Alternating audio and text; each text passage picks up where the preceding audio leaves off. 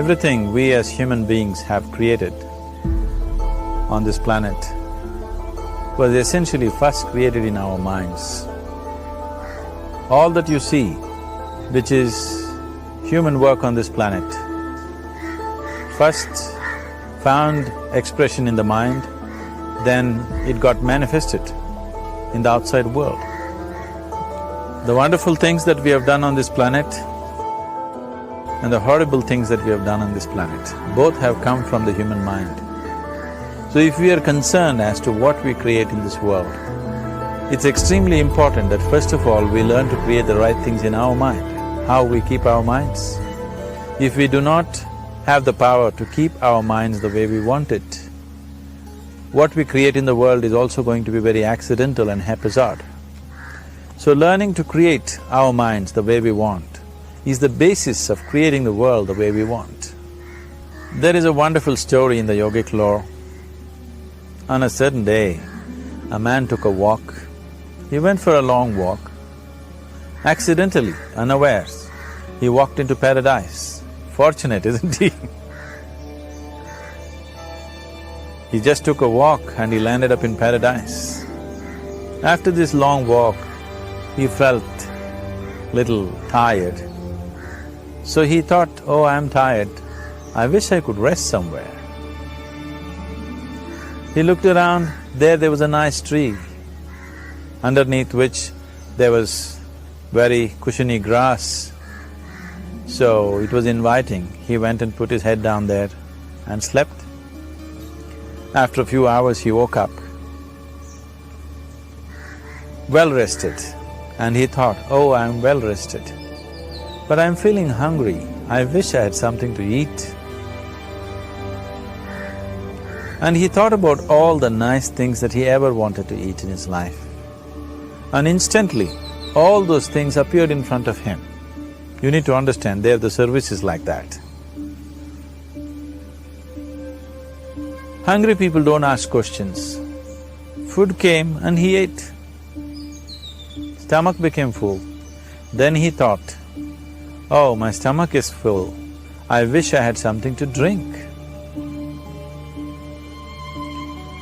All the nice things that he ever wanted to drink, he thought about it and all of them just appeared in front of him. Drinking people also don't ask questions, so he drank. Now with a little bit of alcohol in him, you know Charles Darwin told you, all of you are monkeys, your tail fell away. Not me, Charles Darwin told you that you were all monkeys and your tail fell away and then you became human. Yes, definitely the tail fell away. But the monkey, in yoga, we always refer to an unestablished mind as markata, which means a monkey. Why we are referring to the mind as a monkey is, what are the qualities of a monkey? One thing about a monkey is, it's unnecessary movement. And another thing about the monkey is, if I say you're monkeying somebody, what does it mean? Imitation. Monkey and imitation have become synonymous. So these two essential qualities of a monkey are very much the qualities of an unestablished mind. Unnecessary movement, you don't have to learn it from the monkey, you can teach it to the monkey. And imitation is full-time job of the mind. So when these two qualities are on, a mind is referred to as a monkey. So this monkey became active within him. He just looked around, thought, what the hell is happening here? I asked for food, food came. I asked for drink, drink came. There must be ghosts around here, and ghosts came. Oh, the ghosts have come, they're going to surround me and torture me, he thought.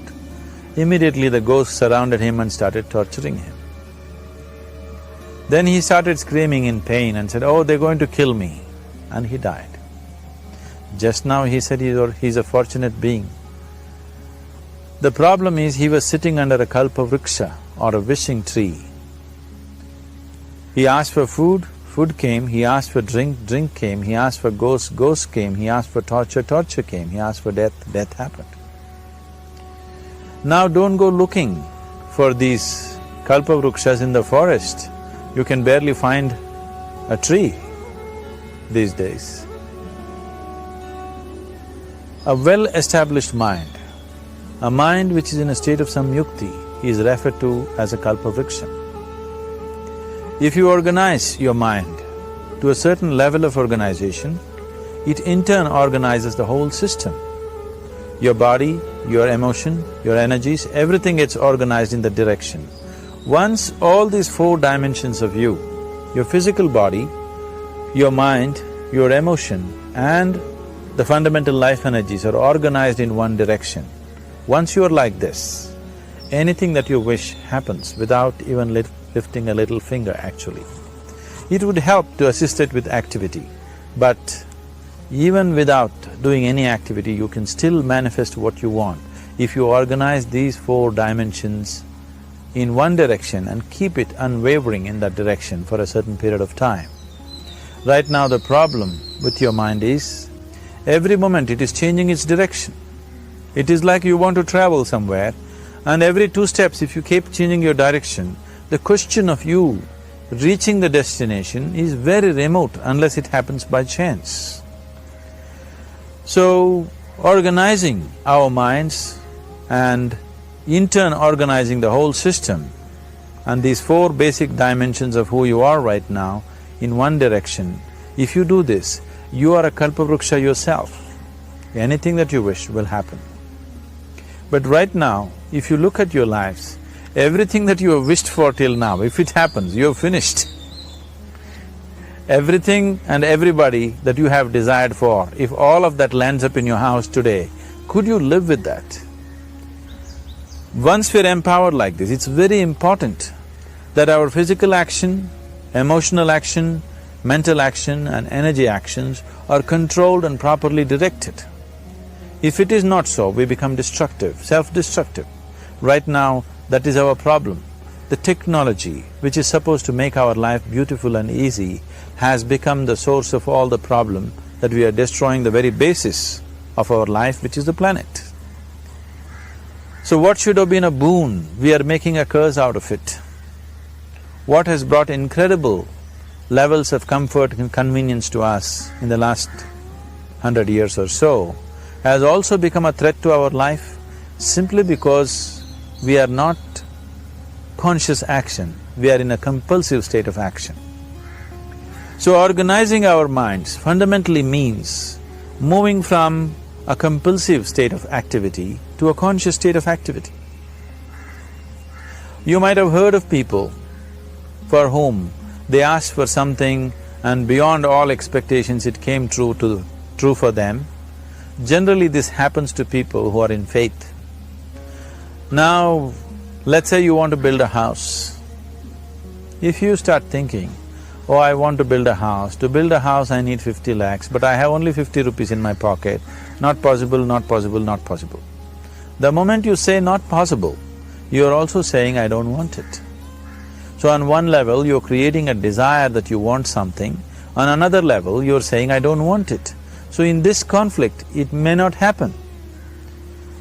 Someone who has some faith in a god or in a temple or whatever, who is simple-minded. Faith works only for those people who are simple-minded. Thinking people, people who are too much thinking, for them it never works. A childlike person who has a simple faith in his god or his temple or whatever, he goes to the temple and says, Shiva, I want a house. I don't know how, you must make it for me. Now in his mind there are no negative thoughts. Will it happen? Will it not happen? Is it possible? Is it not possible? These things are completely removed by this simple act of faith. Now he believes Shiva will do it for him and it will happen. So is Shiva going to come and build your house? No, I want you to understand, God will not lift his little finger for you. What you refer to as God is the source of creation. As a creator, he has done a phenomenal job, there's no question about it. Could you think of a better creation than this? Is it in anybody's imagination to think anything better than what is there right now? So as a creator, he has done his job wonderfully well, but if you want life to happen the way you want it. Because right now, the very crux of your happiness and your well-being is this. If at all if you're unhappy, the only and only reason why you're unhappy is life is not happening the way you think it should happen. That's all it is. So if life is not happening the way you think it should happen, you're unhappy. If life happens the way you think it should happen, you are happy. It's as simple as that. So if life has to happen the way you think it should happen, first of all, how you think, with how much focus you think, how much stability is there in your thought, and how much reverberance is there in the thought process will determine whether your thought will become a reality or is it just an empty thought. Or how you do not create any impediments for your thought by creating negative thought process. This possible is something possible or not possible, is destroying humanity. What is possible and not possible is not your business, it's nature's business. Your business is just to strive for what you want. Right now you're sitting here, if I ask you two simple questions, I want you to just look at this and answer this. Right now from where you're sitting, can you just fly off? You say no. Right now from where you're sitting, can you get up and walk? You'll say yes. What is the basis of this? Why you say no to flying and yes to walking? Because past experience of life, many times you've gotten up and walked, never did you fly off. Or in other words, you're using the past experience of life as a basis for deciding whether something is possible or not possible. Or in other words, you have decided that what has not happened till now cannot happen in your life in future. This is a disgrace to humanity and the human spirit. What has not happened till now on this planet can happen tomorrow. Human beings are capable of making it happen tomorrow. So what is possible and what is not possible is not your business. That is nature's business. Nature will decide that. You just see what is it that you really want and strive for that. And if your thought is created in a powerful way, without any negativity, without any negative thoughts bringing down the intensity of the thought process, the first and foremost thing is you must be clear what is it that you really want. If you do not know what you want, the question of creating it doesn't arise. If you look at what you really want, what every human being wants is, he wants to live joyfully, he wants to live peacefully. In terms of its relationships, he wants it to be loving and affectionate. Or in other words, all that any human being is seeking for is pleasantness within himself, pleasantness around him. This pleasantness, if it happens in our body, we call this health and pleasure. If it happens in our mind, we call this peace and joy. If it happens in our emotion, we call this love and compassion. If it happens in our energy, we call this blissfulness and ecstasy. This is all that a human being is looking for. Whether he is going to his office to work, he wants to make money, build a career, build a family, he sits in the bar, sits in the temple, he is still looking for the same thing. Pleasantness within, pleasantness around. If this is what we want to create, I think it's time we addressed it directly and commit ourselves to creating it. So you want to create yourself as a peaceful human being, joyful human being, loving human being, a pleasant human being on all levels. And do you also want a world like this? A peaceful world, a loving world, a joyful world? No, I want greenery, I want food. When we say a joyful world, that means everything that you want has happened. So this is all that you're looking for. So all that you need to do is commit yourself to creating it, to create a peaceful, joyful and loving world, both for yourself and everybody around you. Every day in the morning, if you start your day with this simple thought in your mind, that today, wherever I go, I will create a peaceful, loving and joyful world. If you fall down 100 times in the day, what does it matter? For a committed man, there is no such thing as failure. If you fall down 100 times, 100 lessons to be learnt. If you commit yourself like this to creating what you really care for, now your mind gets organized.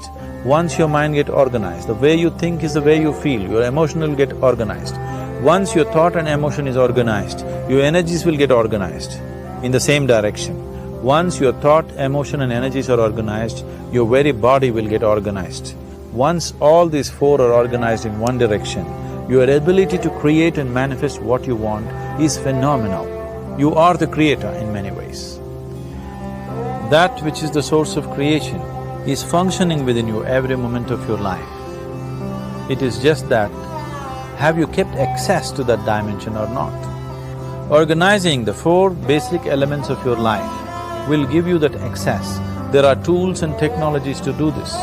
The whole science of yoga, the whole technology that we refer to as yoga is just about this, transforming yourself from being just a piece of creation to become a creator.